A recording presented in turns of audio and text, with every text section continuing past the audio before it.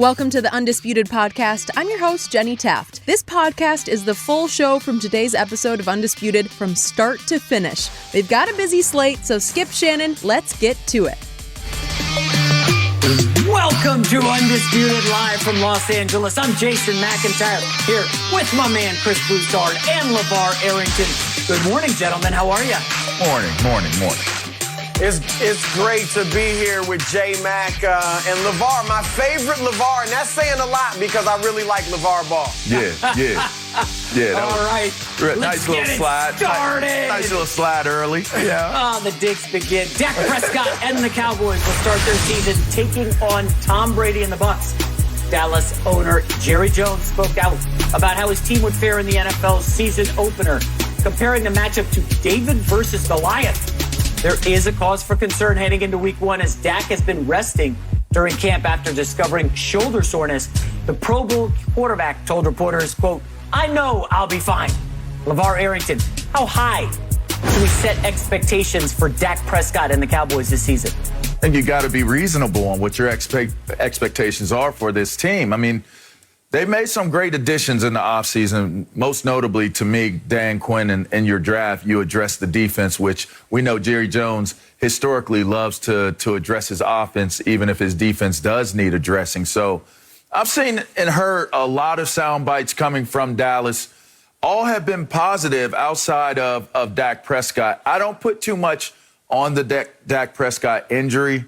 And so when I look at this team with Dan Quinn taking over the defense, I think the defense will be much improved. I think that looking at how humble Jerry Jones has come across and even admitting some old stuff, retrospective on him and Jimmy Jones, I thought that was really cool. It was like a moment in time that if you weren't a person who liked Jerry Jones, it made him a likable person in that moment.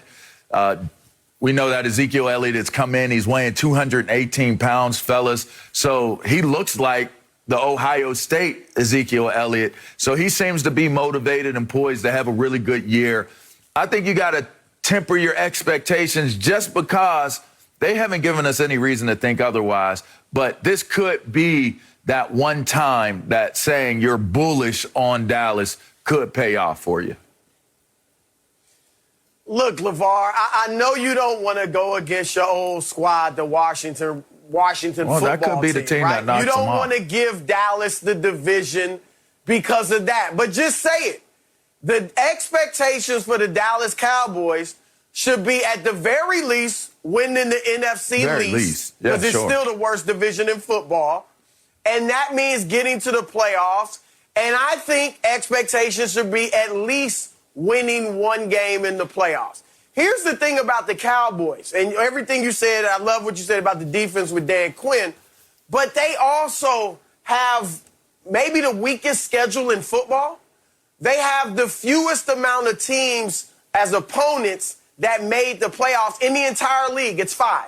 12 of their 17 games will be against teams with losing records last year. And again, we know they have a weak division. So just with that, we should be optimistic about the Cowboys if you're sitting there down there in Texas. There goes that and qualifying. Dak Prescott, the great qualifier. Dak Superhero Prescott, qualifier. No, I'm saying if you're a Cowboys fan, if you're a Cowboys fan, you should be optimistic for one because the schedule's weak. For two, Dak Prescott has been great against bad teams. That's what he does. He wins fewer than 40% of his games against teams with winning records, but 81% of them against teams 500 or less. So Dak should be good. I'm with you in that I'm not putting too much concern on the shoulder strain. I just hope this thing doesn't linger. He'll be able to play. The thing is it something that kind of lingers throughout the season? Offensively, we know how good they are, and I don't think Dak's going to have to throw for the 370 yards a game he started out throwing for last season. I think, like you said, Ezekiel Elliott is coming back ready to prove something. He's got a chip on his shoulder because the fact is he was bad last year. And a lot of people are excited about Tony Pollard. So I think Zeke is going to come out, have a good year. I'm not saying he'll be the old Zeke, but I think he'll be much better than he was a year ago. I think Tony Pollard obviously is still valuable. The receiving core is great, and I'm expecting a jump from CeeDee Lamb, who played well last year. Michael Gallup's in a contract year. The question, of course, guys, is on the other side of the ball. You mentioned Dan Quinn as the defensive coordinator. I know you love your boy Micah Parsons. I like him too. I think he's going to help with the linebackers. Leighton Vander Esch is on a contract year. They didn't pick up his fifth-year option. So I think Dallas, look, they're not going to be the 85 Bears defensively. But I think they can be a top 12 defense. That's typically what they were before Mike Nolan came in last year, and it just didn't work. So if they get back to being like a top 12 defense or so, then this is a team that, like I said, should be looking at winning a playoff game. And look, from the outside looking in, I think only Tampa Bay and Green Bay are definitively better than the Cowboys in the NFC. Wow. Broussard, all right, listen, I was going to come in all calm and reserved and say nice things about what LeVar said. But, Broussard, my head's exploding. Well, let's slow down for a moment. We're talking about the Dallas Cowboys. Since 2000, this franchise is 8 games over 500. That is the definition of average, okay? 8 games over 500 in 20 years. 0 trips to the NFC Championship. And you want to guarantee them a playoff win? They need to win a playoff game as an expectation? Like, not guaranteed, you guys both they need spoke, to. and for some reason, nobody mentioned the offensive line. Maybe LeVar is used to beating up on offensive linemen. I was waiting on the second go-around. Listen, okay, fine, fair. So, I'll give you that. LeVar, I just want to remind you, their starting tackles last year played a total of 2 games. La'el Collins and Tyron Smith. If they're not healthy, just forget about the season. True. I don't care about the schedule. By the way, Vegas mostly agrees with you, Broussard. 7th easiest schedule when you look at the Vegas win totals over-under. Dallas should waltz to the division title. But the problem, again, Ezekiel Elliott coming in slim. Is he really? Or is he coming in really upset about how he was awful last year? You guys are being generous. Tied a career high for fumbles in the last 5 seasons. He has more fumbles than any running back in the league. Okay, Ezekiel Elliott needs a check, and I think Tony Pollard is probably the answer to split carries or maybe get Zeke, to start toting the rock the right way. I'm not as optimistic about the Cowboys. I do think they're the most complete team in the division. Washington, LeVar, does not have a quarterback, okay? No disrespect to Ryan Fitzpatrick. I saw him with my Jets. Every 2 years, it's the same thing. Good year, turns into a pumpkin. Oh, wait a sec, this is the guy from Harvard. We know he's not that good. So I think Dallas should win the division, but the reality, Chris, is historically, Jerry Jones has trotted out an average football team. That's the reality. That's what the numbers say. And LeVar, they got some problems to fix. Offensive line, defense, which we can get to. By the way, quick note, your guy Micah Parsons opted out last year. I have no problem with that. He hasn't played a real football game since January of 2020. What is that, 18, 19 months? Alden Smith, Randy Gregory on the defensive line. Are they going to even make it to week 1? I'm sorry to go off. Go ahead, LeVar. Go, Broussard. Before you go, LeVar, I just want to ask J-Mac a question because he came out so staunch with his chest out. Yeah, he did. J-Mac, how many players from 2000, 2001, 2003, how many of those guys are on this team this year? 0. Oh, okay, thank you. What about 2007 or 2010 or 2012? Right, save the history. Historically, this is an average franchise over the last 20 years. 2000 doesn't matter, all right? Yeah, 2000 you're right. History doesn't matter. Just toss it out the window. It doesn't mean anything. I would not put them as the 3rd best team in the NFC, though, Broussard. That's a tad bit like...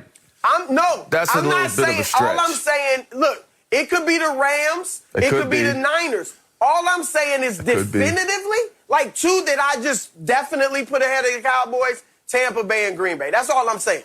Well, that's even a stretch. I mean, because even those could-be teams are definitively today better than Dallas coming into the year. Now, I'll say this, and this goes back to your point, J-Mac. When you look at the offensive line of this Dallas Cowboys team, this is the biggest challenge.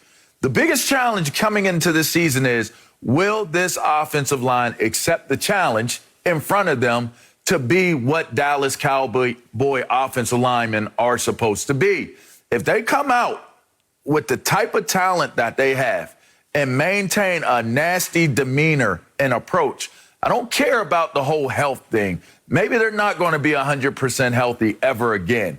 But can they come out with a willingness and a commitment to be able to impose their will on other teams? Those are the personalities of the Dallas Cowboy teams that we came to know when they did have those runs in the 2000s and in the 90s, late 90s. You're talking about Larry Allen, Williams, Nate Newton, Stepnowski. You know, I had to go against them guys, man. Let me tell you something. I'll tell you a quick story one time. You want to know how nasty their offensive line was and what you need to have in order to get a guy running the ball like Emmitt Smith ran the ball. Emmitt Smith was one of the greatest running backs of all time, rushing leader of all time. Reason being, though, a largely in part reason is because you had a guy like Larry Allen. Now, they called him L.A. Now, my nickname is L.A. I came into the league my rookie year, L.A., L.A., L.A. We get to a Dallas game, and all people said during the course of the week is, if Larry Allen pulls, chop his legs. Get down and chop his legs. I come from linebacker U. I'm not doing no chopping legs. I'm not going down. I'm not bowing down to the pressure of people talking about this guy that's an offensive lineman god for the Dallas Cowboys. Well, we get into the game. I'm 6'3", 255, grown mammal out there. They snap the ball. It's a power toss to Emmitt Smith my way. I hear, it's Larry Allen pulling. I come off that edge, and I'm going to meet Larry Allen in this backfield because that's what I do. I'm a thumper. So we're going to go head-to-head. We're going to buck like Rams right now. Only problem is he was bucking like a buffalo, and I was bucking like a ram, more like a muskox. You know, like he was a much bigger bucker with his buck than I was with my buck, and I didn't have enough knuck with my buck to knuck and buck his buck. I turned 360 degrees in the air, landed on my feet in the exact same position that I was in from starting when I hit him. I turned and looked around, and Larry Allen was still running downfield with Emmitt Smith to block somebody else. And that's when I realized what the legend was, what the story was about Larry Allen. Point of the story, if this current offensive line for the Dallas Cowboys does not establish themselves as that type of dog mentality for this team, then you're talking about a real miss and opportunity, because when they compiled this group of guys, they had that in mind, that the identity of the size, strength, and athleticism of that offensive front for Dallas was going to be just that, a physical, athletic group that can impose their will. This season hinges on what they're able to bring to the table and what they really want to get accomplished. And that's really what it comes down to if you're going to have high expectations for this Dallas team. Well, look, I love that story, LeVar, and I'm not that optimistic about the offensive line. But look, I think it will be good. And obviously the key is that they can stay healthy. What I want to see, too, from the offense, because I do think, as optimistic as I am about them, and again, a lot of it's the division and the schedule. But as optimistic as I am about them, I do think sometimes people have gone overboard in talking about their offense. Like, I'm looking for big things from the offense. I think it'll actually be better than last year. But a lot of those numbers weren't real. A lot of Dak's numbers came after they're down big in the second half. And then teams are going to prevent, or the Cowboys are desperate and they're playing catch up. That's when a lot of his numbers came. So people shouldn't expect him to throw for anything near the yardage he did last year at the beginning of the season. But again, with Zeke coming back and J-Mac, you just totally dissed Ezekiel Elliott. I think he is coming back legit. And whether it's he's in shape or he's got a chip on the shoulder, I think it's both. This dude is still young. This dude was one of the best running backs in the league. And again, I'm not expecting 1,600 yards, but I am expecting him to run with more urgency and more ferocity than he has really the past few years, in my opinion. So I think that'll be big. But that offense can't play from behind all the time. They've got to jump on teams, help the defense out, and I'm looking for them to do that. Yeah. So I don't get crushed on Twitter from the Cowboys mob on Ezekiel Elliott. Oh, his offensive line was hurt, Jason. Listen, I know this, you jabronis. Okay, Tony Pollard was running behind that bad offensive line last year as well. Put up way better numbers than Ezekiel Elliott. But let's focus on the defense. Weren't bad. They were better. 4.9 yards per carry to 4.3. You go on down the list. Tony Pollard was better last year. His overall numbers were. It was, 400-some yards on the LeVar, year. you're a defensive guy. Let me just focus on the defense for a second. It's a good 1-2 combo. Every single level has a lot of new players, okay? You're talking about linebacker, you're talking about secondary and defensive line. You're talking about a new defensive coordinator, okay, in Dan Quinn. We'll see what happens in Hard Knocks. I think the spotlight's going to be on him. But, Chris, you mentioned a good point. Like, I just don't know if those offensive numbers are real because the defense didn't show up in the first half last year. They were getting boat raced by Cleveland. Atlanta hung 30 on them in like 2 quarters. This is a defense that I don't care how good the offense is. If you can't stop a nosebleed like the defense last year, how on earth are you going to contend in a weak division? We would agree, guys, that this is the weakest division in football, right? The New York Giants are non-factors. Okay, the Philadelphia Eagles are rebuilding. Washington, great defense, questionable offense, and Ron Rivera is going through some stuff in that offense. If you guys start reading around in Washington, it don't look good, LeVar. Maybe we'll talk about them later this week. But they look good on defense. Things do line up for Dallas. But defense is great. Do you guys trust at all, this defense to stop anyone? I do. Early in the season. They open, okay, again, as Jerry said, David versus Goliath, against the defending Super Bowl champions. Just want to remind you guys, Tampa Bay returns every offensive starter from an awesome team last year. LeVar, they're in deep trouble in the first 2 weeks. That young man they keep showing 94, DeMarcus Lawrence, let me tell you something about that guy right there. He is a bona fide stud. 11, Stick City, it is a place. A bona fide draft stud. I'm calling it right now. He's going to get Defensive Rookie of the Year. You may not have seen as special a defender as Micah Parsons since I played with a kid by the name of Sean Taylor that was in the secondary. That's how good Micah Parsons is. I'm not hyping that because I've been a part of his career. I've been a part of his career because I've seen so many great players, and he is a step ahead, a cut above a lot of the guys that I have been around. And in fact, his talent level is that of someone as special as it was when I saw Sean Taylor play for the first time in person. When you look at the defensive front, you don't look at even the defensive linebacking core with Jalen Smith and Van Der Esch. This is a dope linebacking core. Like, personnel-wise, it's a dope unit. They have a couple question marks, but they have talent in the secondary. I attributed their struggles over the last few seasons to a lack of accountability and leadership in terms of what their game planning was, in terms of what the belief and confidence level of them was at that point in time. If Randy Gregory can keep himself together, he could be a big-time factor for this Dallas team. I don't look at them personnel-wise and say that they can't be a dominant defense. I look at them personnel-wise and I say, can Dan Quinn inject that belief and that nastiness that he did when he was in Seattle with that group that he had there, which this is the type of group that you can do that and they will take on gladly that identity. If you get them flying around the way they were flying around in Seattle, because in some positions you may have better players than what he even did have when he was in Seattle during that point in time. Maybe not in the secondary, but up front, he has the potential to have a dominant group. And if he can get them moving, keep things simplified, make the schematics of the defense where they can move fast and play physical, they can really be an effective group. I look for them to be a vastly changed and improved unit from what they've been in the past. What an optimistic, I mean, I'm not trying to be optimistic. Are you kidding me? Seattle went to how many Super Bowls with the Legion of Boom? Dan Quinn's got that kind of talent, LeVar. Come on. He does. I mean, look at him. Take a good look at their roster. Look at their resumes. Look at the DNA and Randy of them. Gregory. You're really relying on those two guys. Unreliable the last few years. DeMarcus Lawrence is a dope edge. No doubt. You have 3 linebackers that are perennial Pro Bowlers or all pros, and you have some good corners, and you added a pretty good safety in what you got going on.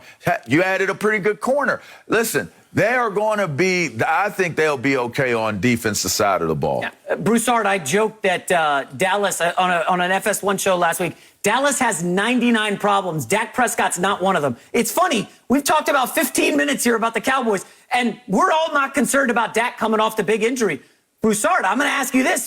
This is a guy who had a gruesome injury last year. He's now complaining about shoulder soreness from carrying all that money that he got from Jerry Jones in the offseason.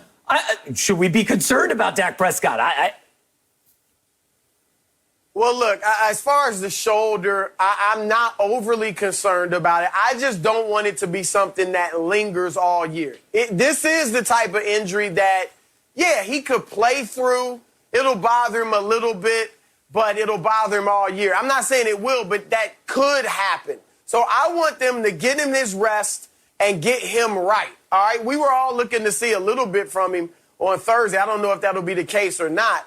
But they've got to get that shoulder right. If his shoulder's right and he's physically fine, then I like Dak. I've long said he's got all the intangibles. He's a winner. He's a leader of men. They love him in the locker room. He can galvanize those guys. He's tough physically and mentally. We know he can run the football. Over the last couple of years, he's shown us he can really throw it a lot better than people gave him credit for earlier in this year. And look at the receiving core.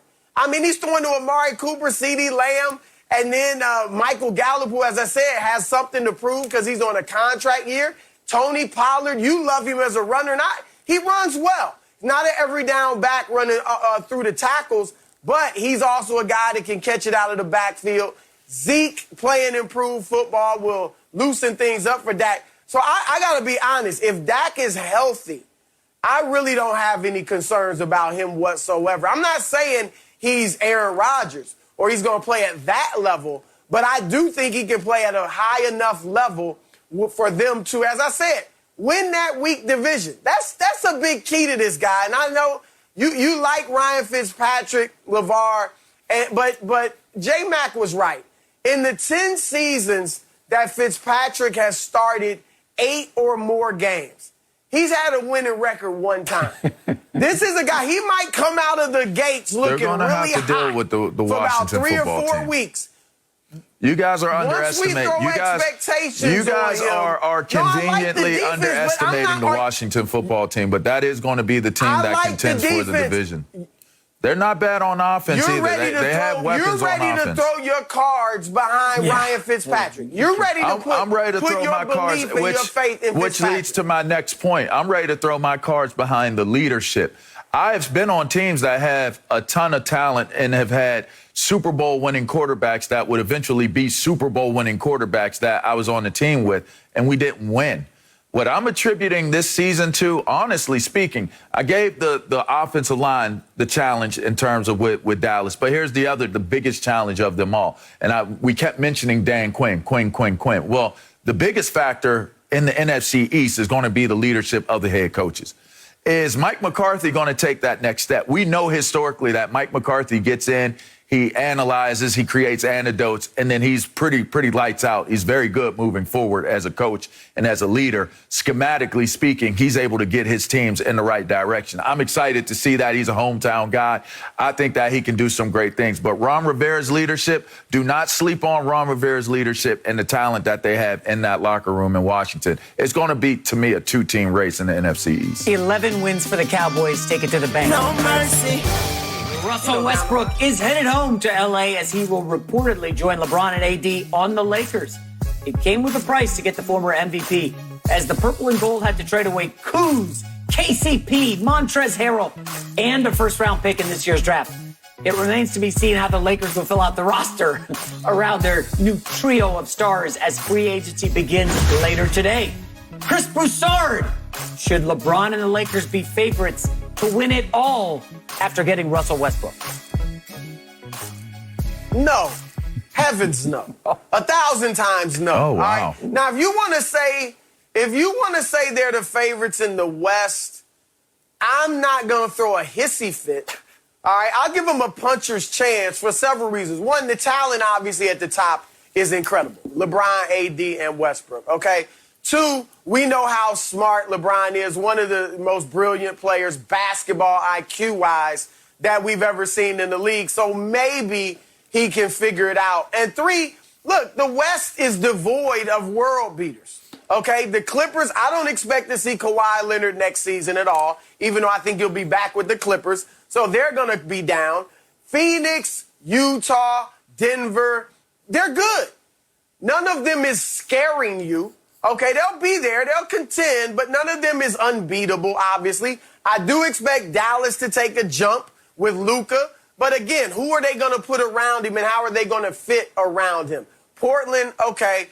Golden State will be improved. Put them up there with the Denvers and the Utahs and the Phoenixes. But there's no one out there that is just an absolute juggernaut that's going to scare you. And so I give the Lakers a shot in the West. But despite all the problems, and we'll get to this, I'll go in my second round, a lot of issues with Westbrook and LeBron and AD fitting together. I don't like the fit. I'll just say that. I don't like the fit at all. But I'll give them a puncher's chance. But if they get out of the West, I like Brooklyn. Brooklyn should be the favorite. I will give the Lakers this. If they get to the finals, that means they figured it out. And they will be tough. But Brooklyn should be the favorite. We saw that these guys fit together swimmingly. All right, their only problem last year was health. That's it. Now, maybe that could be a problem. But if we're saying every team in the league, Lakers, Milwaukee, Brooklyn, Golden State, everybody's healthy, I'm going with Brooklyn as the favorites. It's not unusual for it to take a year for a big three to come together and figure things out. So Brooklyn is the favorite, and I give the Lakers a puncher's chance. A puncher's chance. Can we put that on like a card and like hold it up? The Lakers with LeBron, AD, and Russell Westbrook have a puncher's chance, LeVar. I mean, that's comical, Chris. Look at the gambling lines, okay? The Nets are the favorites. We get it. But in the West, it's the Lakers and everybody else. The Lakers are the best team in the West. Chris, the reality is with Russell Westbrook, they're going to wreck the league in the regular season. They're going to be dominant. Don't worry about the age. I know we can argue health. The Lakers will dominate the West. I just want to remind everybody at home who's watching this, the Lakers led the Suns 2-1 before AD went down. If AD doesn't go down, Lakers are getting to the finals. That's just the reality. That is a fact. Lakers would have been in the finals. Now you add Westbrook, who is a consummate regular season player. They are going to be awesome this season. They're probably going to be a 60-win team, 55, 60 wins, assuming there's 82 games again. I agree with you, though, Broussard, on the playoffs. I don't know about the spacing. We will see. We'll do free agency shortly. But just to remind people, the Nets, okay, I think they had the big three for 7 games in the regular season. And if memory serves, they were the number 2 seed. So the Nets are going to be pretty dominant. But again, Kyrie Irving is about as fragile and brittle as Anthony Davis. The numbers bear that out. And then you have the Harden versus Westbrook, slight edge to Harden. I'm not a huge Westbrook guy in the playoffs, and the numbers back me up there, too. But ultimately, yes, Chris, Nets number 1 to win the finals, but the Lakers are a clear 2. There isn't even anyone remotely close to them. The Bucks, well, let's be realistic, Milwaukee? They're not there.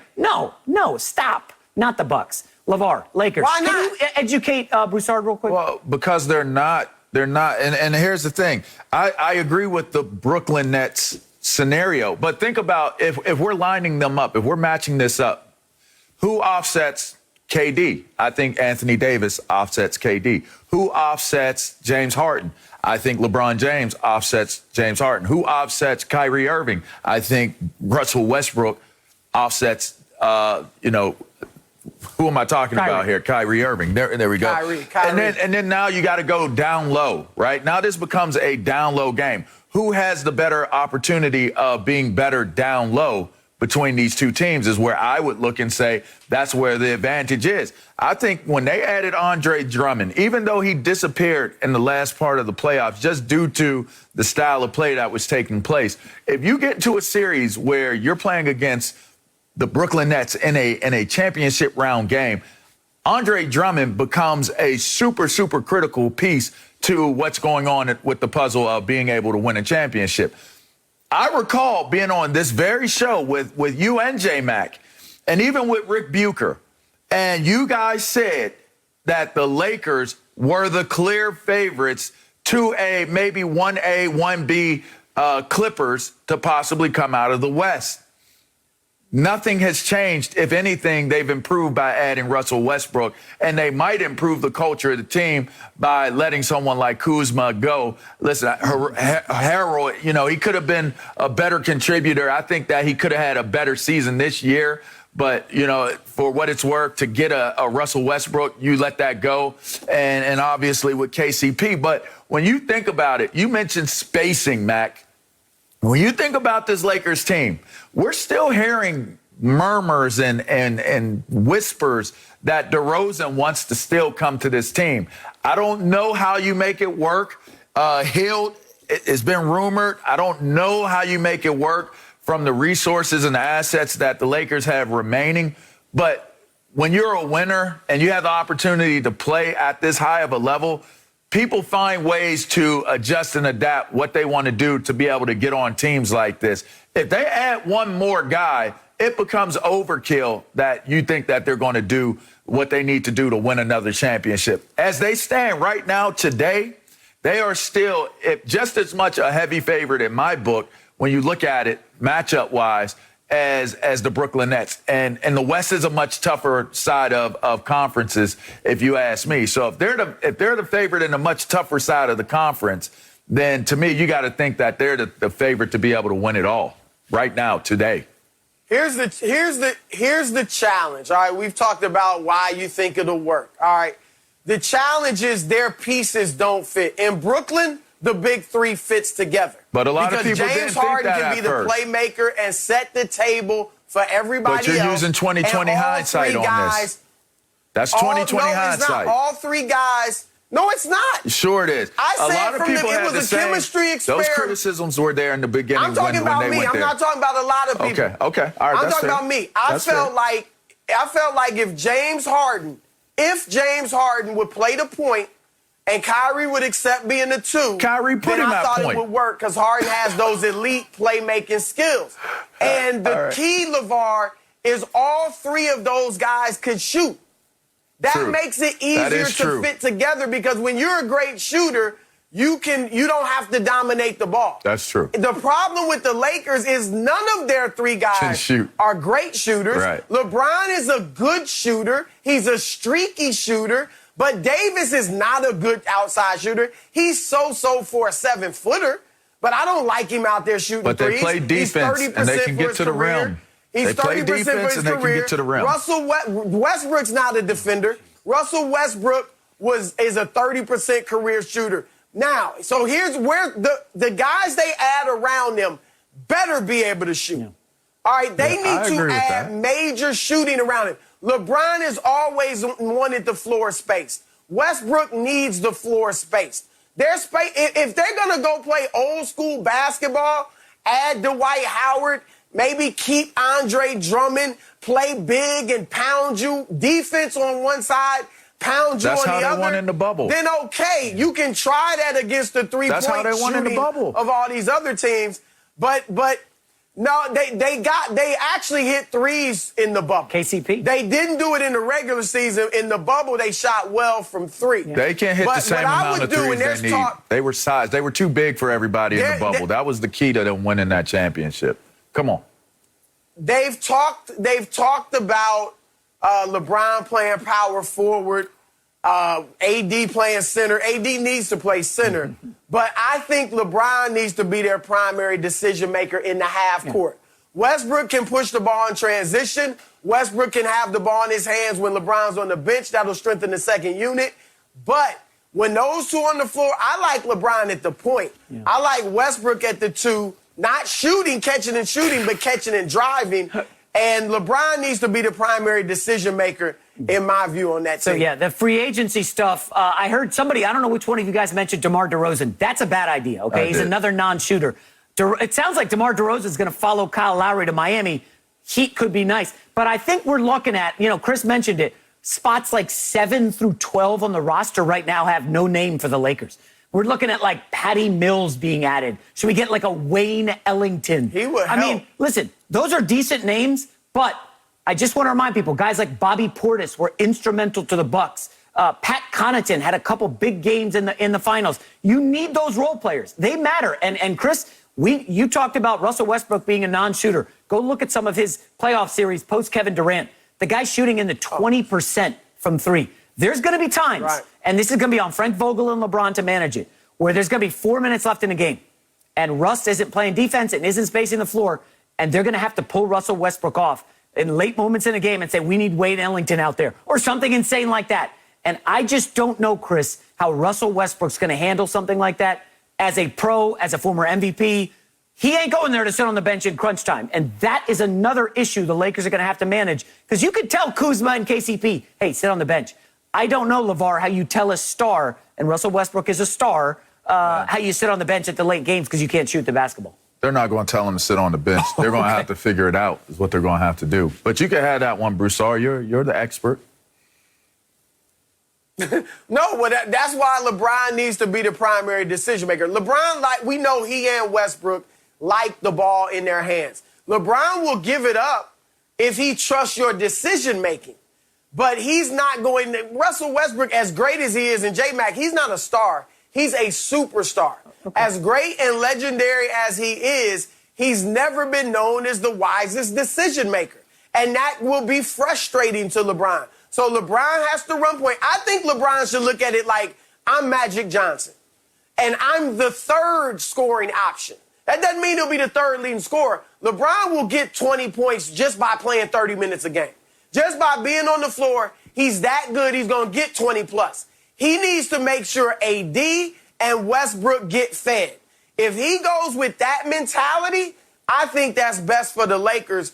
And like I said, I'll give him a shot because the talent is great and LeBron is smart and he might be able to figure this out. But this big three does not fit. It doesn't fit at all. And they're going to have to add really good shooting around those guys. Yeah, all right, we're going to have to revisit this later. Moving on, Nick Chubb and the Cleveland Browns came to an agreement on a 3-year, $36.6 million extension over the weekend. Cleveland will likely focus on drawing up a deal next for Baker Mayfield. The former Heisman Trophy winner led the Browns to the playoffs, where they won their first playoff game since 1995 before getting knocked out by the Chiefs in the divisional round. LeVar, how high is the ceiling for Baker Mayfield and the Brownies this season? It better be real high. After this season, you'll have 30 total free agents. After next season, you'll have 27, and they're big names. So this team that you're boasting all of this talent in terms of personnel, you had better have success this year. That ceiling had better be sky high, because you know what else is going up with that ceiling? The window.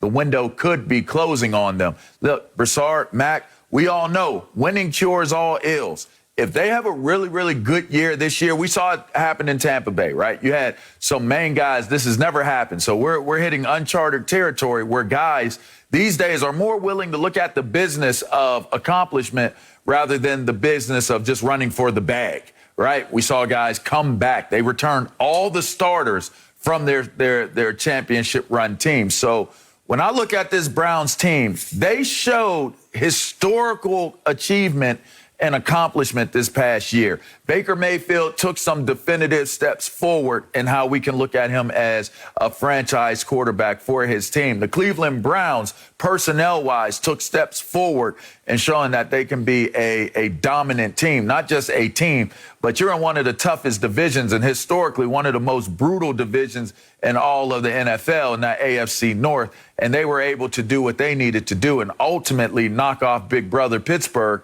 in the playoffs. So to me, the ceiling is high, but depending on what they do this year will ultimately dictate, Chris, if you're talking about a ceiling that can continue to be a little bit higher than what it is this year. And you saw they signed Nick Chubb for not an egregious number. You know, you could look at the Nick Chubb deal and say, wow, Nick Chubb is paid outside of the top 5 highest paid running backs in the league, but yet you could consider him one of the top 5 running backs in the league. If you have guys that are willing to play ball like that and do deals that is going to leave enough room for them to be able to sign guys back, you'd have to assume that there's a buy-in, a collective belief that this Browns team can achieve, and they might be able to get these free agents re-signed and keep this team together. That will dictate how high their ceiling is moving forward. What's the ceiling? Meaning, how high could they possibly go? The ceiling is the Super Bowl. That's right. I said the ceiling is the Super Bowl. It's possible. Now, it's possible. I'm not predicting that. My prediction is Kansas City. I like Kansas City and Buffalo better. Though, again, like I said about Dallas, those two teams to me are definitively better than the Browns, particularly Kansas City. Then you got Baltimore and Miami and the Browns and Tennessee. You know, they're kind of bunched in together. But if you're a Browns fan, you've got to be thinking, we got a chance to win or reach the Super Bowl. Here's the thing, guys. As much as I like Kansas City, as much as I think they're not only going to get to the Super Bowl, but win it, the fact of the matter is, in the history of the NFL, only 3 teams have ever made 3 straight Super Bowls. Not won 3 straight. No, none have won 3 straight, obviously, but made 3 straight. With the Steelers of the 70s, the Niners of the 80s, the Cowboys of the 90s, the Patriots since then, only 3 teams have ever made it to 3 straight Super Bowls. So Kansas City, it's just tough. You know this, LeVar. It's just tough to get to 3 straight. So with that being the case, the Browns do have an opening. Like Dallas, the key is going to be, did their defense improve? The offense, you said it, is great. I think they got the best 1-2 punch in the backfield with Chubb and Kareem Hunt. We know how good their receiving core is. OBJ, he don't have guaranteed money next year. All right? So to me, he's got to come in. He's got to play ball. He's got to have a good attitude. He's got to show that for all his individual talent, he can help you win. Because the fact is, in 7 years in the NFL, for as many of the highlights and all the commercials and the watches and all the buzz about OBJ, he's only contributed to a strong season win-loss-wise one time. One time. Last year, obviously, he didn't contribute after he got hurt early in the season. So he's got to come in. I think he'll have the right attitude, and that'll help. I think Baker's matured to the point where he doesn't feel like he's got to look and appease OBJ. He's just going to throw it to the open man. So offensively, they're fine. The key is the defensive side. Last year, guys, they were the only team in the league to have a winning record and give up more points than they scored. All right? So the defense has to improve. We know they got Jadeveon Clowney. They really went big on the defensive backfield. Greedy Williams is back from injury. John Johnson, they signed. They drafted Greg Newsome. I think they'll be improved on that side of the ball. I know it's hard to put faith in the Browns because they've been a mess for 3 decades. But Stefanski is the real deal. Their talent is the real deal. And I think these dudes, they proved it last year by beating Pittsburgh and then by playing Kansas City. I know the offensive line was injury ravaged, but they played them tough in the playoffs. So ceiling, Super Bowl. I think they'll make the playoffs and lose their second to Kansas City. Like sometimes I like to pump the brakes, you know, in rush hour traffic. You pump the brakes. Chris, I need to mash up the brakes on the Super Bowl talk for the Browns. Like, stop. That is way, way, way overboard. You know you got to walk before you can run, Chris. As you said, this is a team that was outscored last year despite going 11-5. And defense is going to be everything for this team, okay? We know what the offensive side has.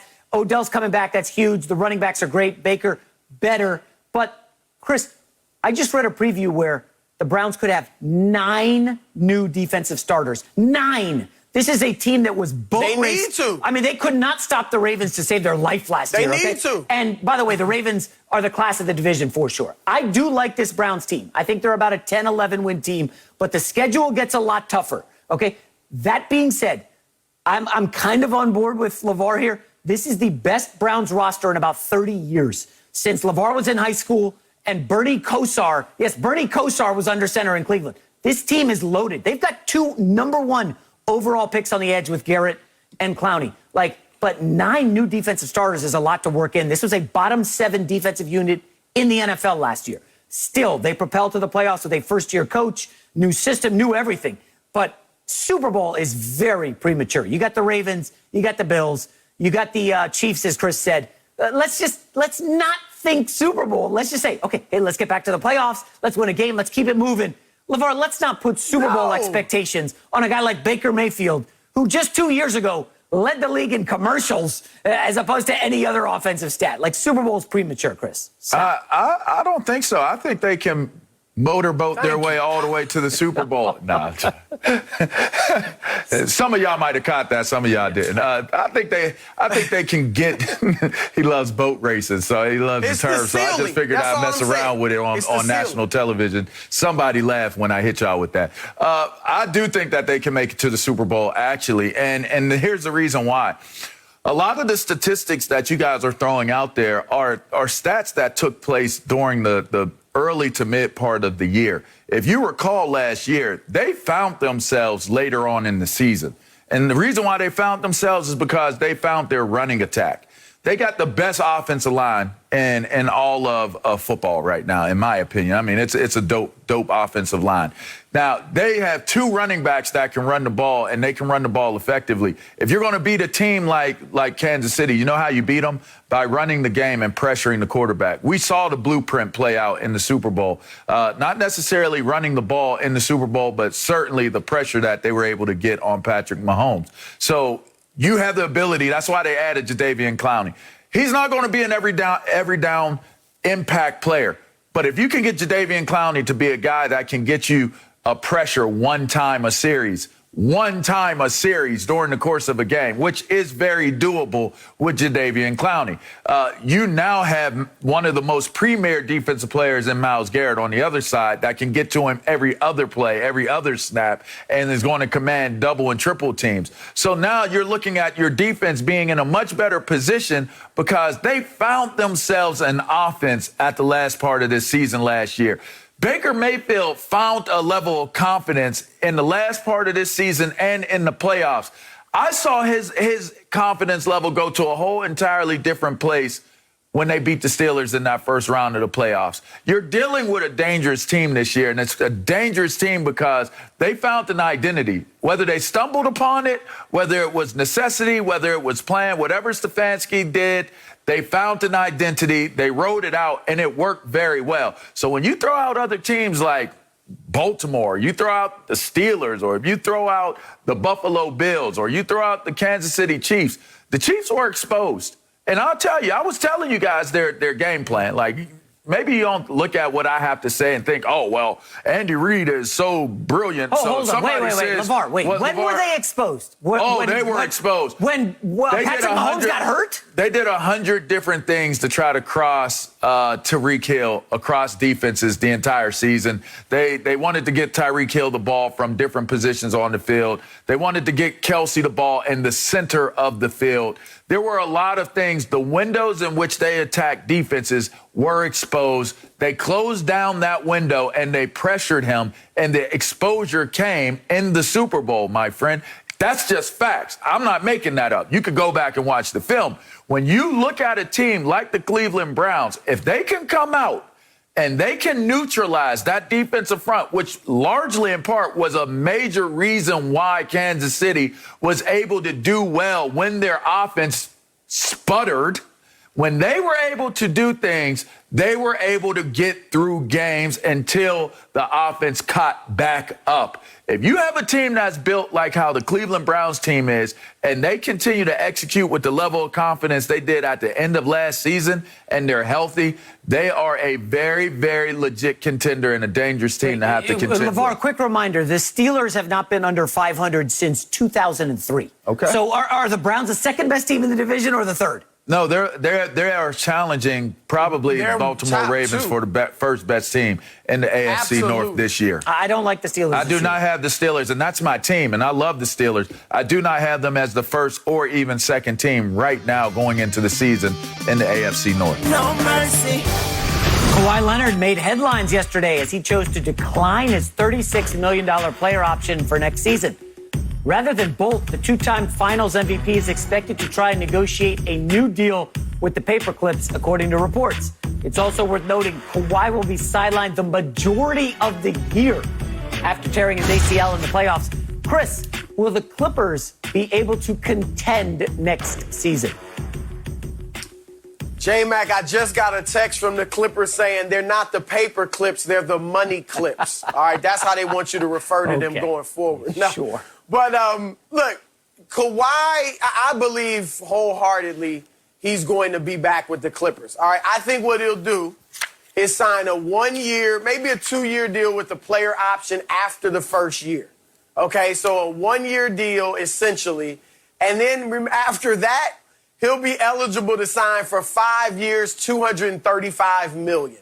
That's how he can maximize his money, and that's what I think he'll do. He's comfortable at home. He lives in L.A. We know he wanted to get back to Southern California. And when he's on the floor, they are a contender. So I just don't know why in the world he would leave. So I think he'll be back with the Clippers long term.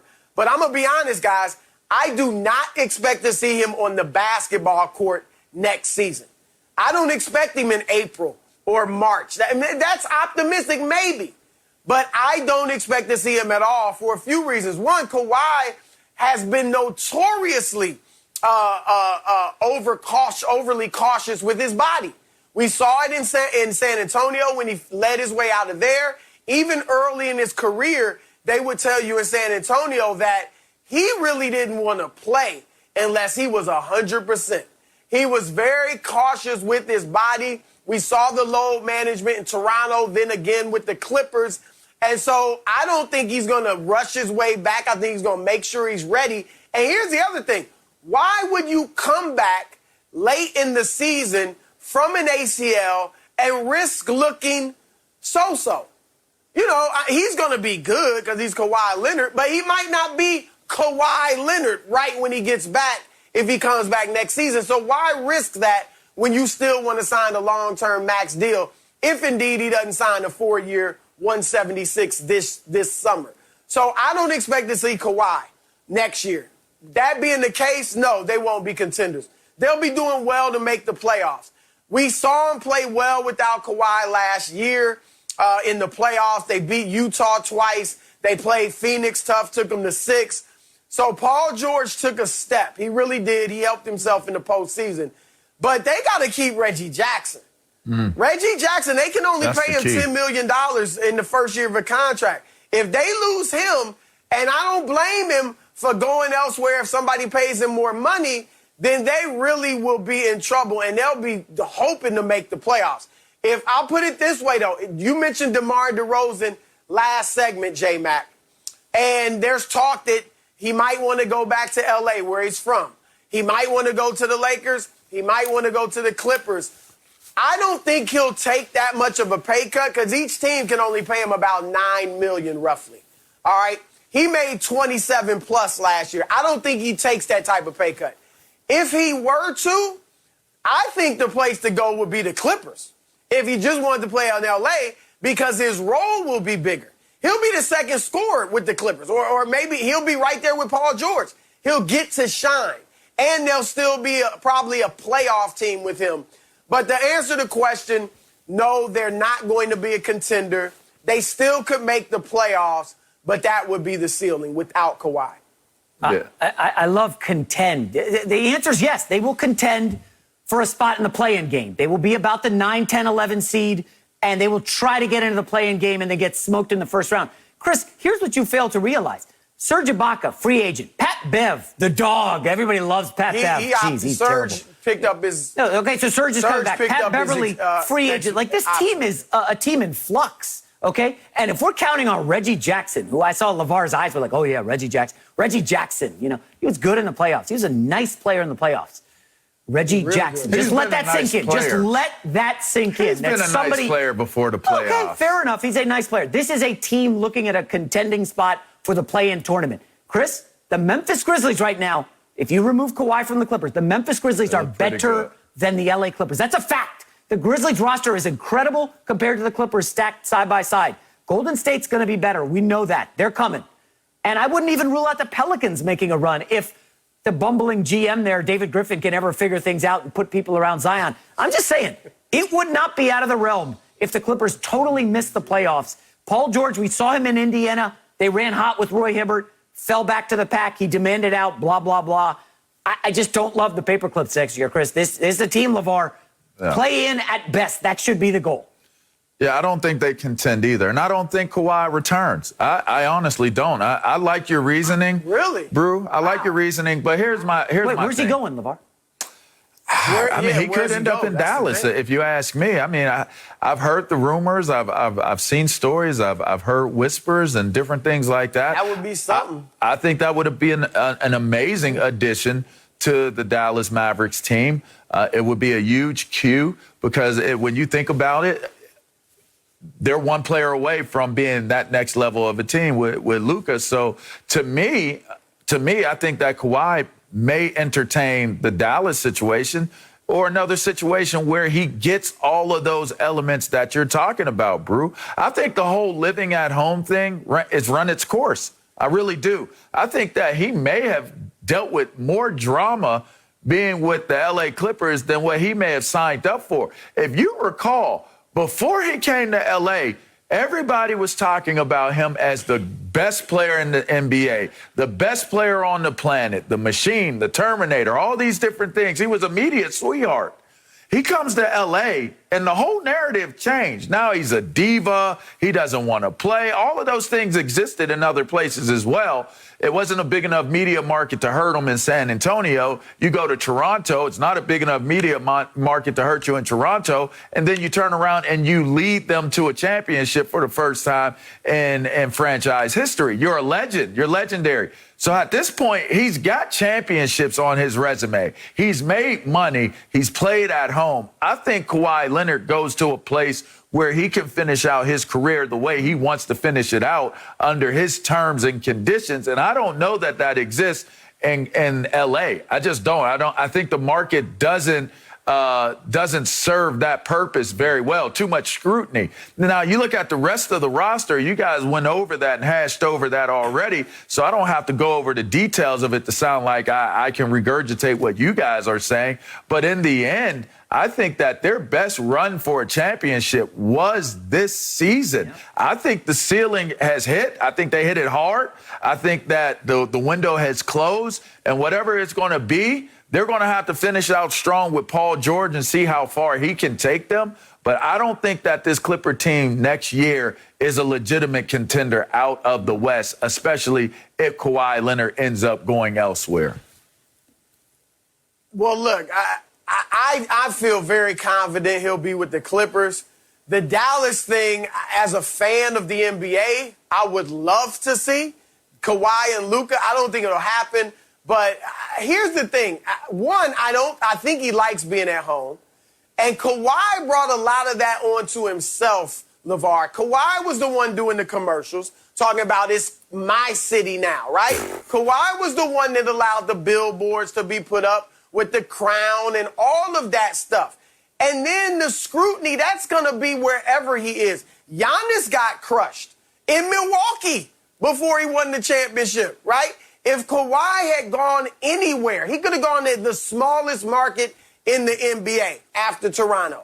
And if that first year, wherever he would be at, they dropped a 3-1 lead in the second round, he would have got crushed. So I don't think that was peculiar to L.A. Nowadays, with technology, you're getting scrutinized wherever you go when you're that level of star. And if he wants peace and quiet, I mean, they are still viewed as the little brother to the Lakers. Lakers, especially with Westbrook, they're going to get most of the scrutiny, most of the attention. So I just don't think those factors will lead Kawhi out. And then, of course, the most money he can make would be to stay with the Clippers. He went to some of their draft workouts. You know, he's been more engaged with the franchise than he has been in the past. So all things point to him re-signing with the Clippers. But I am with you guys in that they won't contend next year. They'll be doing well if they can get into the playoffs. You know, I like what you said, Chris. It's rare that we all agree on something, and blasting the Clippers is a good agreement. But, you know, what's the saying? You come at the king, you best not miss. Didn't he really come at LeBron, coming out here to L.A., stealing Paul George? Because the Lakers had made a move on Paul George, if you remember. And then he decided, I'm going to stay in OKC. Kawhi basically built to try to come after LeBron here in L.A. Of course, the Lakers win the title. The Clippers choke in the bubble. Then they come out. Kawhi gets hurt. And now LeVar's saying maybe Dallas. Like, that would be pretty turning your tail and running away from a challenge if Kawhi Leonard left LA. I'm with Chris. I don't personally see it. I mean, he would be like a great number 2 next to Luka Doncic, the best player in the NBA. That would be a perfect fit for Kawhi. You don't have all the responsibility because it's pretty clear. He can't handle that. Did you see that? No, it's not sliding anything. The reality is Kawhi's not a big spotlight guy, Chris. He can't handle being a number 1. He couldn't handle it in San Antonio. He was a clear number 2 behind the big 3. And then he got lucky in Toronto, when the Warriors got injured. I'm not blasting. This is reality. These are facts. Like, Kawhi Leonard is not really built to be a number 1. We saw that in the bubble when they gagged against the Nuggets. But listen, LeVar, if you're onto something and he leaves for Dallas. Do I have time to respond to that? Yes, we have plenty of time. The producers have not yelled at me yet. Kawhi Leonard's not built to be a number 1. He's not a leader. He does not speak up in huddles. He does not do that. The last time we saw him as a number 1 in San Antonio, they were up 22 points on Kevin Durant and Steph Curry in Game 1 of the playoffs. The last time we saw him as a number 1 in Toronto, he was hoisting the Finals MVP trophy in one hand and the Larry O'Brien trophy in the other. The last time we saw him as a number 1 with the Clippers, they were looking every bit the part of an NBA finalist. So stop it, J-Mac. Yes, he's quiet. Yes, he's reserved. No, he doesn't talk a lot. But that dude is a number 1, and you know it. I wanted to wind up Broussard and let him go. We haven't got Broussard work. LeVar, you love it. LeVar's cracking up. All right, Broussard. Yeah, he's blowing about it. No mercy. Out goes Carson Wentz and Doug Peterson. In comes Jalen Hurts and new Eagles head coach Nick Sirianni. The former Oklahoma standout has wasted no time impressing his new coach, as Sirianni couldn't help but gush over how special his second-year quarterback is. Philly will look to bounce back after a 4-11-1 campaign. LeVar, will the Eagles have a bounce-back year with Jalen Hurts under center?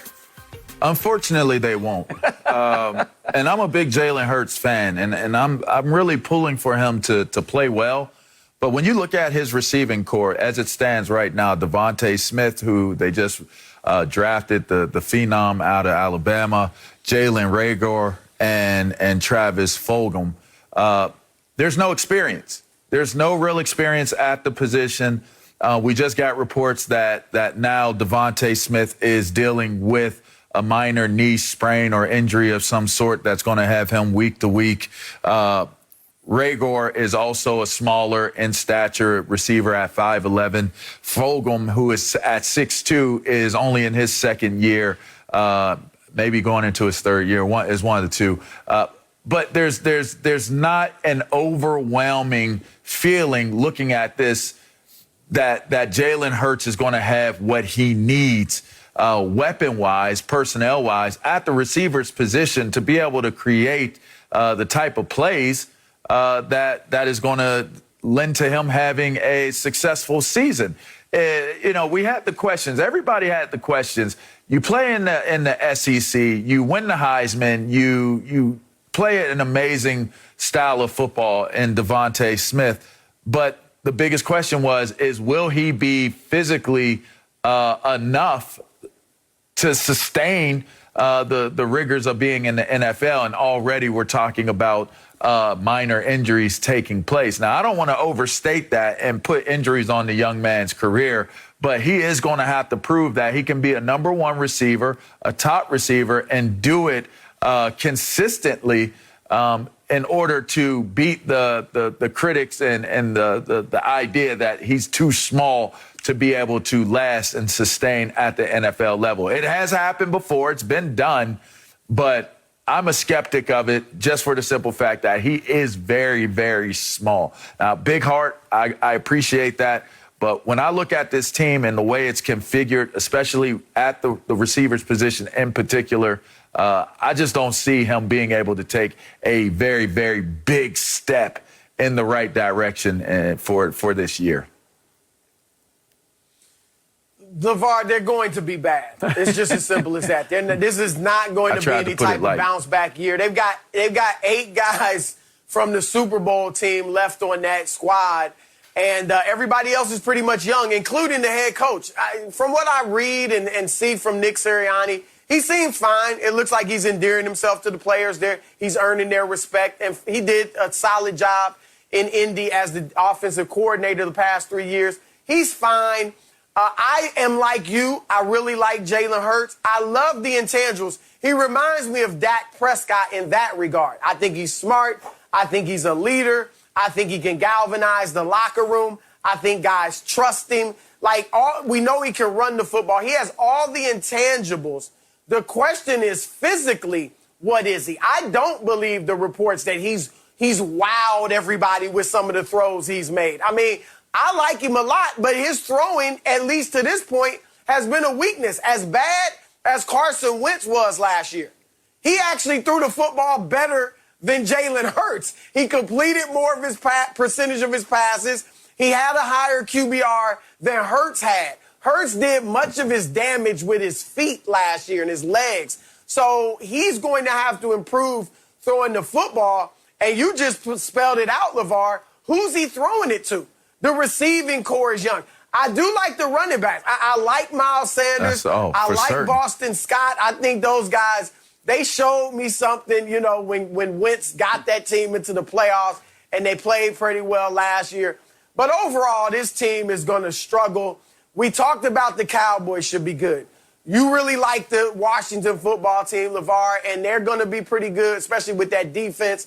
The Giants, look, I don't think the Giants are going to make the playoffs. I think they're the third best team in the division. They're a mystery. But they're more of a mystery. It's show improved time for Danny Jones. They could Daniel be better Jones, or worse. right? They got Kenny Galladay. The offensive line is strong. Saquon Barkley's back. The defense was tough last year. So they're not going to be a pansy either. So I think Philly is going to have a rough go of it this year. Interesting. My head is coming back together after you said Jalen Hurts reminded you of Dak Prescott. Couple things on Jalen Hurts. Well, the intangibles. Intangibles, right. Jalen Hurts was basically Taysom Hill early in the season last year. Then he gets a starting job because Carson Wentz implodes, and Jalen Hurts completed 52% of his passes. 52%. He can't see Dak Prescott right now from where he is. He beat the New Orleans Saints in New Orleans. No, actually, it was at home, but he did get the win, yes. Let me just point out. I think it was at New Orleans. I got to give Jalen Hurts a little benefit of the doubt because he basically walked into a Jerry Springer episode with the Eagles last year. The quarterback hated the coach. They openly feuded. The front office is a disaster because the owner thinks he knows more than the analytics group. I mean, this is an owner who pushed J.J. Arcega-Whiteside on the Eagles at the draft when DK Metcalf was sitting there and won a few picks later. Okay, the Eagles have major problems.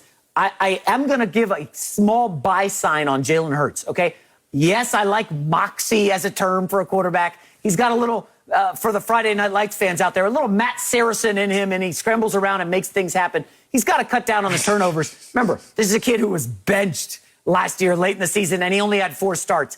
All that being said, the Eagles last year had more offensive line injuries than the Cowboys, the most offensive line injuries in the league.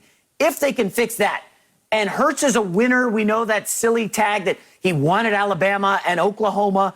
This is a guy who's been through some adversity. Remember, in Alabama, he was the guy, I think he was like 28-1, and then they benched him for Tua. I like Jalen Hurts. I like the cut of his jib. I do think the Eagles will be better than advertised this year. They're going to be big underdogs. I think you'll be looking to gamble on them as dogs. But overall, yes, they are probably in the basement of the NFC East. 5 or 6 win team. I don't know if Hurts is the quarterback of the future, but this year, I think he could be all right, LeVar. It was in Philly, by the way. You're right. But listen, he got one signature win. I wanted it so badly to be in New Orleans because it would have been a better win for Jalen Hurts and his resume. I wouldn't bet on him as a dog. I really wouldn't. I just don't. I don't see them structurally put together. You know, we're talking all football and on field. When you talk to me, you know you got to always come off the field with it at some point with me, right? And you got to talk about the leadership and how the leadership trickles down through the organization and down to the players, even to the people who take care of the grass or you know, what's going on with the lines and the locker room. There are so many different things that go into having success as a team and as an organization. We watched a team unravel in so many different ways last year. I mean, the way the season ended with the whole quarterback's handling by Peterson and just the way he was coming back and then he's being fired, and is Carson Wentz the guy in the locker room or is he not?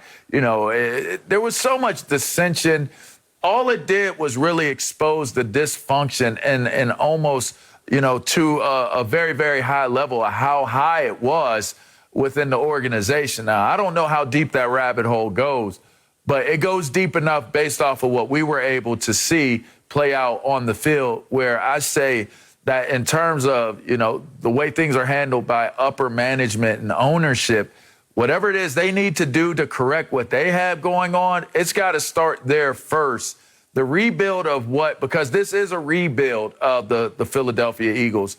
The rebuild has to start with the leadership up top before we can even really get into, can Jalen Hurts and this Eagles team have a ton of success? I look at these receivers on the field. I don't believe that Jalen Hurts can overcome that. That's just my opinion on it.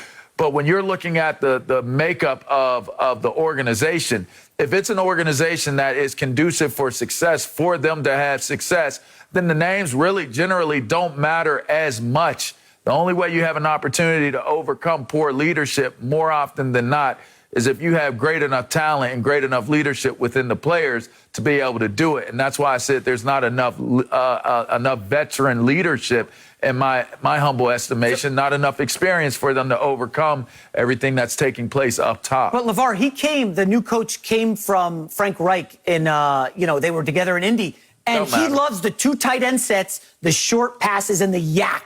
Get the ball to Devontae Smith in space, let him squirt around, and Jalen Reagor too. Don't matter. So if you have to do that for Jalen Hurts. He can't complete passes down the field. 52%. You've got to throw the short stuff. Well, so there is an opportunity there for some success. I just think that when you're looking at schematically what the Eagles will have to do, they're going to have to lean heavily on their running game, like you mentioned earlier.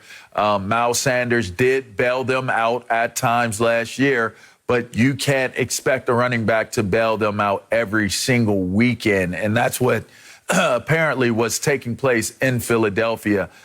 We haven't talked much about their defense because, quite frankly, I don't know if we have enough information to know what type of defense that they're going to be moving forward.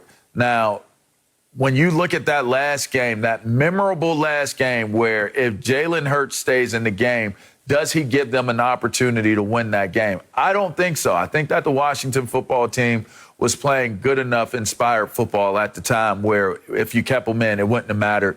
They were still going to lose that ball game. I think that set the tone for a lot of where they're going to be this year. Can Devontae Smith change the fortunes of the talent at the receiver's position?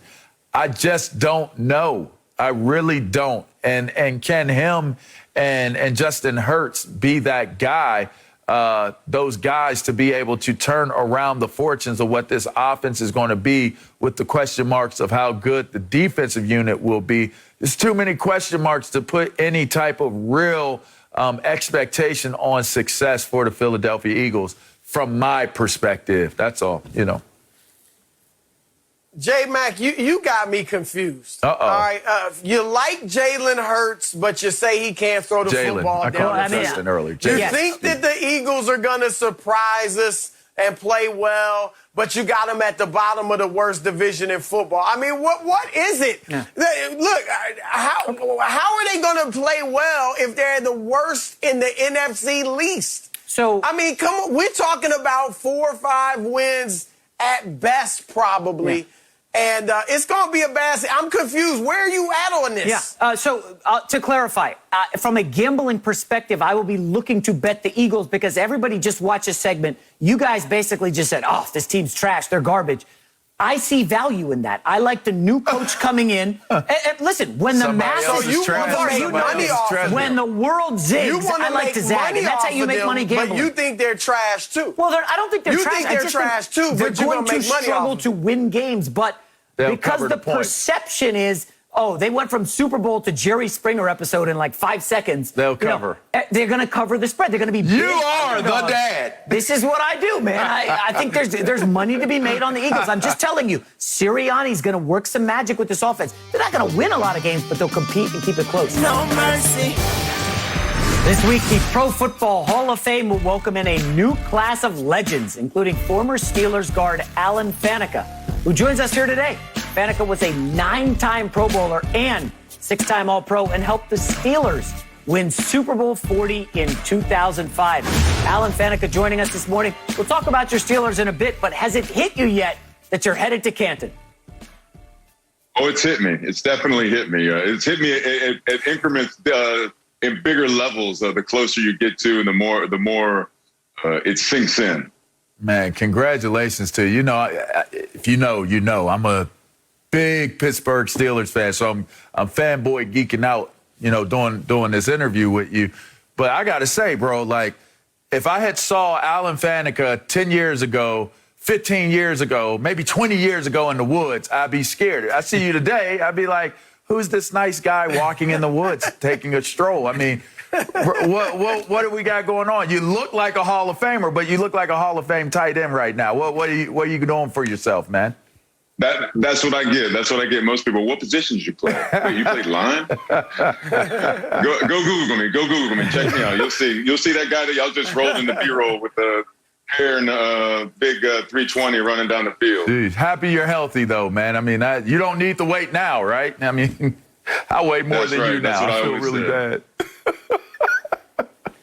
Well, Alan, congratulations on the Hall of Fame. I've always been a fan because I'm from Louisiana. I'm a Pelican, so I was born in Louisiana. Big LSU fan, so I've always followed you. But you've got Hines Ward, your teammate with the Steelers, doing introducing you at the Hall of Fame. Talk about your relationship with him, how you guys got so close and all of that. Yeah, so, Hines and I came in together, same draft class. We knew each other from college. The bond just started then. It came and created. We challenged each other. We pushed each other. We would talk over team issues and where we need to go. And just we're always there for each other. And, it's a little odd for people to think about an offensive lineman and a wide receiver having that kind of relationship. But it is what it was. And it still is. It's just, the more you think about it, right, when you come to an answer, right, and you're like, Hines, it just feels right. And that's where I came to, man. It's such an honor to have somebody present you. And all these people that have had all this amazing impact on my life. It was a very hard decision, but the more I came to it, it was Hines was the right call to go. You had an opportunity to be a lineman with a young budding star in Ben Roethlisberger. We're seeing a lot of young quarterbacks come into the league now, Alan. What would be your advice in terms of what their trajectory can be, what they can do to give themselves the best opportunity to have success? How did that work? How did that play out in Pittsburgh when you were playing there? I think we had a great group on offense. We had a core group, an old group that was able to maybe take some things off of his plate. Make things a little bit easier for him, let him go out there and play quarterback and let us handle some of the finer details. And, I think so many organizations draft that quarterback, top 5 pick, and they just hand the ball over to him and say, bring us to the promised land. And it just doesn't work like that. Not every guy is built for that. You need people around him. You need those pieces to help out. And, that's what we were for Ben early on in his career. We were able to help him. And help him blossom into where he is right now, which is, one of the best quarterbacks ever to put on the black and gold. Mm-hmm. Alan, Ben obviously getting up there in age. Maybe this will be his last year. Not many people are expecting big things from the Steelers. What do you think we're going to see from them this year? And, I know you only played for Mike Tomlin for 1 year, but he's never had a losing season. So how do you think his coaching will impact this year? And, can they surprise people and have a very good season? I think it's the easy pick is to count us out. And I think it's the wrong pick. Knowing Mike, he's not going to let that happen. He's not going to he's been driving that train since the season ended last year. So he's been driving and pushing and making all the right calls, I'm sure, to push his team and organization to get them fired up through those OTAs. I guarantee you those OTAs were not boring this year.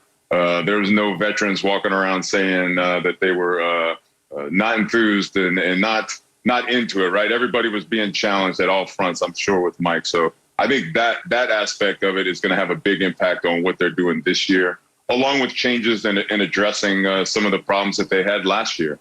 Some of those problems came down to a line that you were an anchor on at some point. Everybody said if they can't run the ball, they can't get to the Super Bowl. They can't run the ball. They can't. This offensive line, there was a lot of scrutiny. They're heading into a game against a team that also had a lot of scrutiny with their offensive line. Just give me a little breakdown. You know, obviously it's going to be the Cowboys versus the Steelers for this game, honoring you and then your induction. What do you think of the offensive lines of both? You know, if you're up on the Dallas Cowboys offensive line and currently where the Steelers offensive line is right now? You know, I think both of them are going to take it as a tone setter, I think. You know, they've been going at it for a couple of weeks. They've been hearing all the talk all offseason. They're not going to get many snaps, the first team, but They're going to go out there and they're going to try and make it a tone setter. You know, they don't want to go out there and have a bad couple of plays and not be successful, especially in where they've been deficient from last year. So I think it's going to be a tone setter. I think you're going to see some lively action for those first series, maybe two, maybe. I doubt that, but maybe. So they're definitely going to go out there charged up and ready to kind of prove and solidify what they've been working on as a team, not only to themselves, but to their fan base. Alan, can you tell us a little about the Steps Toward Zero campaign? Yeah, so SK Life Sciences came to me with this program, and not everybody out there knows that I have epilepsy, as well as my oldest daughter has a rare case of epilepsy. So when they came to me to be a part of this program, I was enthused and excited. The idea behind it is to empower the epilepsy community to rethink their treatment plans and re-engage their doctors and try and find a better path for them. Not everybody can get to zero seizures, but things can get better. You know, so many people with epilepsy over time just accept where they are for where they are and don't re-engage their doctors and their healthcare providers to see what's new. You know, it could have been 5 years, 10 years, 20 years, who knows? And they might have been on the same path, but things can get better. So to help try and empower people to find better ways to make their lives better is something I can jump on board real easy. So I was real happy to join the Steps Towards Zero. And you can go to stepstowardszero.com to find out more information and join the movement. That's an awesome cause. And as a fanboy, I got to ask one more question before I get up out of here. The Cleveland Browns, we were talking about what their ceiling is if their window is still open. They look pretty doggone good in the last half of the season this past year. Are they still the stepbrother to the Pittsburgh Steelers, or do they take a definitive step forward this year? Are they able to kind of navigate through Pittsburgh and through Baltimore and kind of establish themselves as a more respectable team in the division? Yeah, you know, I think all the Ohio teams has taken their steps a little bit, and they've always fallen back. And the big thing is when you step up to the big boys, you got to stay with the big boys. You got to hang out and be there for a while. So, you know, I think they're going to have a good team. You know, as long as they're not drinking the Kool-Aid all summer long and are out there working and going to bring back some of what that passion and what they brought to the field last year, they're definitely going to be a tough team to beat in the division. All right. Good stuff. For more information on the Steps Toward Zero campaign, you can go to stepstowardszero.com. Thanks so much for joining us, Alan. Congrats, legend. Congrats. Thanks, guys. No mercy. Thursday on Fox, the NFL is back. Catch the Steelers as they battle the Cowboys in the Hall of Fame game. All the action is on Fox and the Fox Sports app. The NBA's free agency period officially begins at 6 Eastern today, and we already know Kawhi Leonard's name is in the mix. Other marquee players set to hit the market include CP3, DeMar DeRozan, Kyle Lowry, and Lonzo Ball. it will be interesting to see how it all shakes out. All right, Broussard, which title contender will make the biggest free agency splash? This isn't going to be the typical free agency. I don't think there's going to be a landscape-changing move. All right, Chris Paul probably stays in Phoenix. Kawhi Leonard probably stays with the Clippers. The Lakers have no money. The Clippers have no money. You could say wherever DeMar DeRozan goes, does he take that small amount of money, relatively speaking, $9 million a year, and go to the Lakers? If he were to do that and then maybe they add Carmelo Anthony, there's been talk about that, like you would say the Lakers, but I'm not convinced DeMar DeRozan is going to take that type of pay cut. So I will say Miami, because it's looking like they'll be able to pull off a sign and trade with Goran Dragic and get Kyle Lowry. They got Kyle Lowry, Jimmy Butler, Bam Adebayo. They think that can move them up in the East. It's a good signing. I really like Lowry. I thought the Lakers made a mistake by not signing him or trading for him last year during the season. But that's not really making me think Miami is going to be able to win the Eastern Conference title. It's a good move, but that's probably what we're looking at in terms of a big free agent move. The team I think that will eventually make the biggest buzz is Philadelphia, because we know they're trying to trade Ben Simmons. So where do they move him? Wherever they move him and whatever they get in return, that is going to be the big offseason move. Unless Golden State, we thought they might do something on draft night. I don't know now if they'll still make a move. We know they're trying to bring in a veteran star to team with Steph and Clay and Draymond. So I think the biggest move will be some type of trade, whether it's Philadelphia or Golden State. Probably Philly. I'm going to Dallas. I'm going to stay bullish on Dallas. I think that they're going to do something, and I think something significant will happen with a free agent that ends up in Dallas for no other reason than it's a necessity at this point. I just don't think Dallas can get beyond what they got into based upon the roster that they currently have. I mean, Porzingis didn't produce what he needed to produce. Other guys did not produce what they needed to produce in order for this Mavericks team to take that next step. You don't want to waste too many years of Luka's talent and how well he's playing. You don't want to risk losing him because he wants to leave because of the lack of success that's there. I think Dallas has to make a move in free agency in order to put themselves in a position to have somebody who complements Luka well enough where they can take that next step forward and get out of the first round of the playoffs, J-Mac. I really wanted to disagree with Broussard on this one, LeVar, because Broussard has some really hot, incendiary NBA takes that I let slide. But I kind of got to agree with him. The Miami Heat acquiring 35-year-old Kyle Lowry is not bad. Now, Kyle Lowry is not what he was 3-4 years ago. The numbers have declined. But I think if you can add Kyle Lowry and DeRozan, that is a really nice grouping to go with Tyler Hero, who they're not going to give up in the Lowry deal, apparently. They'll lose Duncan Robinson. But you're still looking at Jimmy Butler, Bam Adebayo. That's a top 3 or 4 team in the East. The team that I'm looking at to do something surprising and shake it up is the Boston Celtics. Now, that's a good one. They're not really on the radar, but it's the teams that aren't talking to the media, that aren't leaking, are the teams you need to worry about. The Boston Celtics are the team to keep an eye on. I know everybody likes Jaylen Brown, as do I, Jason Tatum.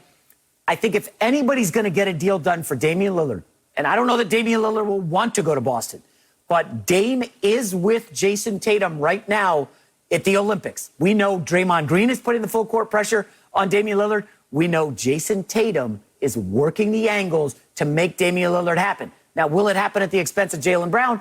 No, that would stink for Boston, but Damian Lillard plus Jason Tatum is a nasty duo. I'm a believer that Jason Tatum is a top 10 player in the NBA right now, and if they can get Damian Lillard, that is the biggest move to happen. Ben Simmons also, as Chris said, goes anywhere. That's a huge move. I'm just going to put the Lakers out there, not because I'm kind of a Laker fanboy sometimes, but, Chris, we would agree, if they can get the shooting, if they can somehow pry Buddy Hield away from Sacramento and get the shooting around LeBron, AD, and Russ, Lakers all of a sudden could overtake the Nets as the favorites to win the title. Well, Hield would be a great addition. I mean, if they could have got him or could get him to go with this crew, that would be huge because he's one of the best three-point shooters in the league. Let me go to Damian Lillard. I think what's going to happen is that he plays in Portland one more year, gives Chauncey Billups a chance, and that, if they don't go further in the playoffs to his liking, then he'll probably move on next summer.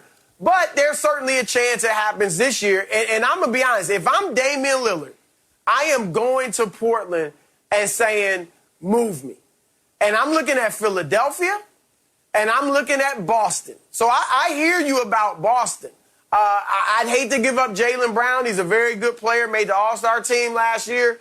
But I would go ahead and make that move to team up Dame Dollar and Jason Tatum, and I think that would be a very good team in the East. Bradley Beal, let's talk about him. I don't know what he's waiting for. I get the loyalty, and that's nice, but Kevin Garnett was loyal to Minnesota. Didn't want to be traded to Boston. Finally relented, went to Boston, and then was like, man, I wish I had done this earlier in my career. Playing for championships is special. And Bradley Beal, so what if he averages 30 this year in Washington and they finish in the play-in or get bounced in the first round or whatever it is? Bradley Beal, in my opinion, should be saying, get me to Philadelphia or Golden State. I know I'm getting a lot of people to Philadelphia, right? But I'm just saying these guys need to start looking at what's going to be best for my legacy, what's going to be more enjoyable as a great player to play deep into the playoffs or to struggle to make the playoffs.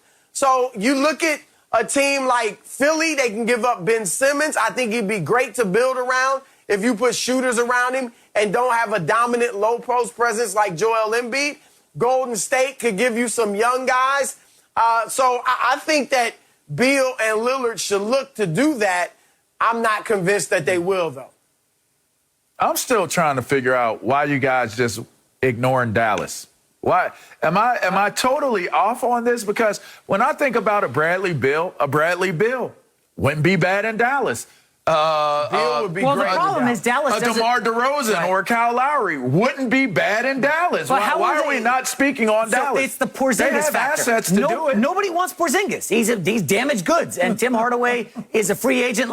I don't see a path. Listen, Cuban is a smart guy, obviously a billionaire. He's done some really nice things building up Dallas. I just don't see a path to them getting dudes.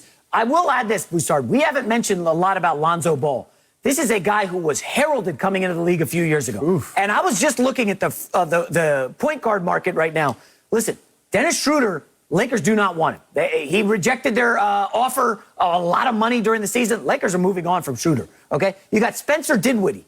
Mike Conley apparently is going to stay in Utah. Cameron Payne is a really nice backup. Broussard, if Lonzo Ball's agent is out there saying, give me $20 million a year, and Cam Payne is over here waiting in the wings saying, yeah, I'll take 6 or 7 to be a backup. This is a decision you got to make. I don't know what the market is for Lonzo Ball. I can't find a team. When the music stops playing, Broussard, I can't find a team for Lonzo. And I'll tell you right now, it doesn't look like the Knicks want to go in and spend all their cap money on a guy who maybe had an outlier season hitting threes for the New Orleans Pelicans. Why doesn't he fit with the Sixers, Broussard? Why not? Lonzo and the Sixers. Lonzo has shot it well from 3 the last couple years. He obviously is a pass first point guard who doesn't need to dominate the ball. I like Lonzo. But if I'm the Sixers, I got to get something along with Lonzo before I'm giving up Ben Simmons for him. There's been talk about Chicago. Lonzo, I still think the verdict is out. How good can he be? Because last year, they took the ball out of his hands to put it in Zion Williamson's hands, all right? So that makes you wonder, is this dude just a spot-up shooter? Mm-hmm. Is that what they're looking at doing with him? So I like Lonzo. I want to get to what you're saying about Dallas, LeVar, because, and J-Mac's right, it's going to be tough for them to get some of these guys. The guys you mentioned, Lowry, DeRozan, certainly Bradley Beal. Bradley Beal would be the ultimate guy that they could get if they could. I don't see how they do it. But I'm interested to see what type of pieces they begin to put around Luka. Because they have because to, right? Luka, they have to. They have to, but also the way Luka plays, at least right now, he's selfish. It's a challenge to put pieces around him because he dominates the ball and does everything. And I love Luka. I've been on this show calling him Luka Legend, the new age Larry Bird. But he dominates the ball, and so you guys that can do something on their own can get frustrated with that. So are they just going to put shooters around him, or is J Kidd going to try to get Luka to be a little more versatile and play more in a system? It's going to be interesting to see where they go with Luka and what they put around him. It sounds like you're blasting Luka. The guy's 22 years old. He, by himself, nearly beat the Clippers in the first round twice in a row. And he's 22. People don't want to play with Luka Doncic? Is that what you're saying? I'm not saying that. I never said anybody doesn't want to play with Luka. Don't put words in my mouth. What I'm saying, though, is when one guy does everything, we've seen it with LeBron. When one guy does everything, it's tougher to fit pieces around him. It's easy to put role players around LeBron, guys that just catch and shoot, can't do anything on their own offensively. It's tougher when the guy wants to handle it himself, create offense for himself and his teammates, when one guy is ball dominant. That's why it took LeBron. I think it took him a while to win a championship. It was a tough fit with D. Wade initially. So I'm just saying, I think it's easier to play with a guy when he's a part of the system as a star versus when he is the system. And that's what we have with Luka, like we had it with LeBron. So I just want to watch and see what they do with this. You put a bunch of shooters around Luka. I'm not saying that can't be successful. Jason Kidd was a facilitator as a player. You see what Slovenia's doing. You brought a coach in. You brought a coach in as an ultimate facilitator as a player. Maybe that's a conversation, and maybe that's why you bring a guy like Jason Kidd in to have these type of hard conversations, because he's going to need somebody else that can do what they do in order for them to be able to get to that next level. I mean, that's what I'm saying. File it away. We need more Mavericks topics this week. The Luka, even tiny slander is unacceptable. No mercy. August 12th, the Yankees and White Sox travel to Iowa and the site of the most beloved baseball movie of all time to play a historic regular season matchup on the real Field of Dreams. You won't want to miss it. The MLB Field of Dreams game, presented by Geico, August 12th on Fox and the Fox Sports app. Russell Westbrook is set to join LeBron and AD in LA, forming the new Big Three in purple and gold. But the Nets also have their own Big Three, KD, Harden, and Kyrie. But even though they didn't really get a chance to shine in the playoffs, we know they're a monster three. LeVar, who has the better Big Three, Lakers or Nets? The bigger three are AD and LeBron put together with Russ because they're just physically bigger. The better bigger three is in Brooklyn. You got to go with those guys in Brooklyn for the simple fact that I think the balance that's created between them, I know Broussard will bring this up. We continue to have the conversation about none of the three of Russ, LeBron, and AD bring shooting, great shooting skill to the table. And I think that has to be the deciding factor in all of this, is that, for one, you got a great facilitator. You have two facilitators in Kyrie and Harden, but you also have scorers in all three of them, and scorers that can prolifically score from anywhere on the court. So, Brew, I look at it as the three in Brooklyn definitely have to be looked at as the better Big Three.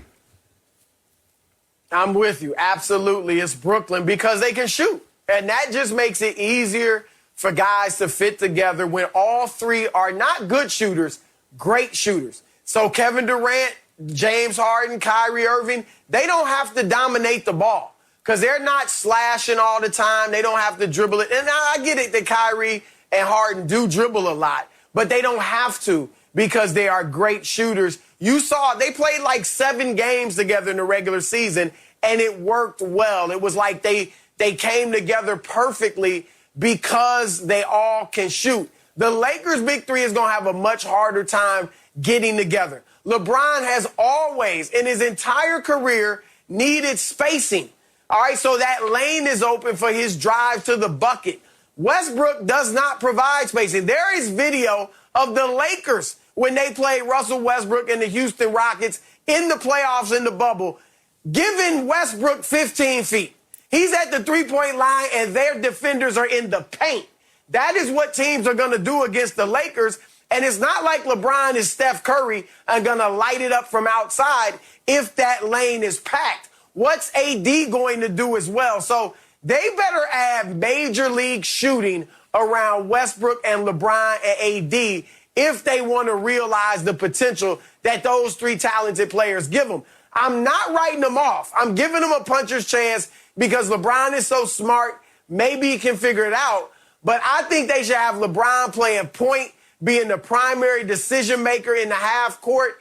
Westbrook, when he gets a ball, because LeBron will draw double teams. So will Anthony Davis. So when Westbrook gets it and he's open, don't shoot the three. Drive in for either a mid-range shot or all the way to the hole and see what you can create. So I would like to see LeBron take that approach and make sure AD and Westbrook get fed. I think that's that best way of winning. Let Westbrook push it in transition, or when LeBron's on the bench, he can handle the ball. But LeBron's got to be that primary decision maker. Unfortunately, we have agreement, guys, across the board. I would say without question, the Nets have the better big three. That being said, the Lakers' big three is considerably older. And I'm going to add this. We just talked about, Broussard mentioned Kyrie dominating the ball. I actually think the Nets locker room has a better chance to implode, given the strong personalities. James Harden ain't never won anything. I don't like betting against LeBron and Anthony Davis. And we all know Kyrie Irving, we just don't know where his headspace is from one day to the next. So, I mean, the Nets have the better big three, but you can't unequivocally say they're going to beat the Lakers head-to-head. We still have to see the supporting cast. By the way, there's a report out there today that, the Nets drafted a couple guys last Thursday, and none of the big three, KD, Harden, Kyrie, none of them have reached out to the rookies to, onboard them. LeBron, of course, first guy out there putting out on Instagram, we got Russell Westbrook. Just keep an eye on the Lakers. I think they'll be pretty decent. No mercy. Kevin Durant and Team USA have their eyes on the prize as the Tokyo Olympics heat up in men's basketball. It's win or go home time as America will take on Spain in the quarterfinals of the knockout stages. A win would put KD and Team USA one step closer to gold. Broussard, what should we expect from the Americans tonight? Victory. All right, Ricky Rubio is the leading scorer for Spain. Ricky Rubio, he's a very good little point guard, but he's not a scorer, and he's their leading scorer. Pau Gasol is 41 years old. All right, Spain is an old team. All right, we've got to get our pressure defense up. That's how Team USA beat the Czech Republic and turned that game around. Aggressive pressure defense, getting the ball out in transition because of the defense, and hitting your jump shots, hitting the three. That's the formula for victory. Team USA by 11. Ooh. I know that's not a rout, but 11. No, I think it will be a rout. I think it'll be much more of the same. I know this is a more competitive team than Iran and Czech Republic, but let's be clear. They got their embarrassment out of the way with the France game, and they're playing with a sense of pride and basically understanding that they do not want this stain to be on their gold medal when they get it. It's going to be much of the same. I look at them to rout this team and win fairly easily tonight. I already bet Spain getting 12.5 in this one. Oh, Spain has 9 either current or former NBA players on the roster. They're not going to be scared. They've faced the U.S. many times. There is no fear in the Spain team. It's going to be close. And a tight game late for the U.S., I'm nervous. Also, U.S. might have to play Luka Doncic in the gold medal round. Ooh, Luka. Oh, hey, guys, first show in the books. We can only it's going to be hope. A fun week, right? We can only hope. Hey, Twitter trolls, go Luka, take a break. Man. Take a nap. Yeah. Get some orange juice. Carson Wentz, get healthy, buddy. Oh, him. my goodness. Brutal. Absolutely brutal for the Colts. Here we go with Colin Cowherd next on FS1.